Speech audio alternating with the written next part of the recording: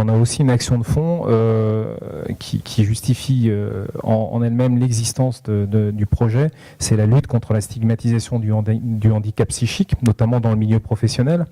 Mais ce qui m'a séduit très vite, en fait, c'est le projet en tant que tel, et à savoir la capacité à concilier un projet économique, donc puisque l'entreprise aujourd'hui est financée à 95% par ses ressources propres, et un projet social, puisqu'en fait la mission de l'entreprise c'est d'accueillir des personnes en situation de handicap psychique pour les réentraîner au travail grâce à une activité qui est la menuiserie de bâtiment. Chez Artibois, on fait l'expérience de la fragilité, déjà la fragilité des personnes qui souffrent donc qui souffrent de la maladie psychique, donc c'est un handicap extrêmement invalidant, fortement stigmatisé. Donc les personnes qu'on accueille sont vraiment extrêmement fragilisées dans leur vie.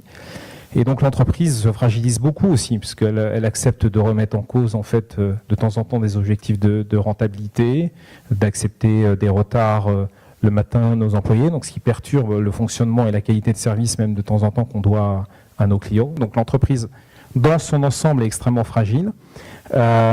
Mais ça nous donne l'obligation en permanence de repenser la manière de travailler, de nous organiser en se calant sur le maillon faible.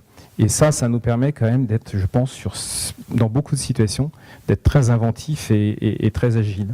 Puisque le travail permet de redonner un salaire, donc des moyens pour vivre, de faire des choix de vie, mais également une citoyenneté aux personnes qu'on accueille, une vie en société, de partager un repas à midi avec des collègues, d'avoir une voix au chapitre, de payer des impôts ou des charges sociales, de bénéficier d'une mutuelle et de participer aux décisions d'entreprise, que je vous le disais, ils sont associés à un certain nombre de commissions ou même au conseil d'administration qui gèrent la vie de l'entreprise. Donc le travail est extrêmement important dans le projet de réinsertion professionnelle, mais aussi beaucoup plus largement citoyen qu'on propose aux personnes qu'on accueille.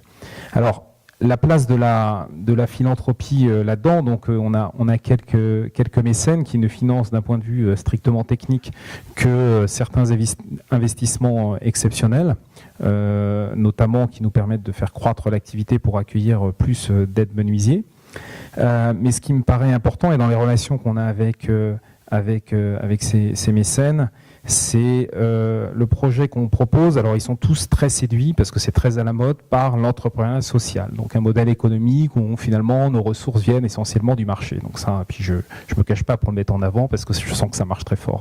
Donc je crois que dans le mécénat et sous cette forme de philanthropie, pour nous il est vraiment essentiel de proposer ce contre-don dans la rencontre.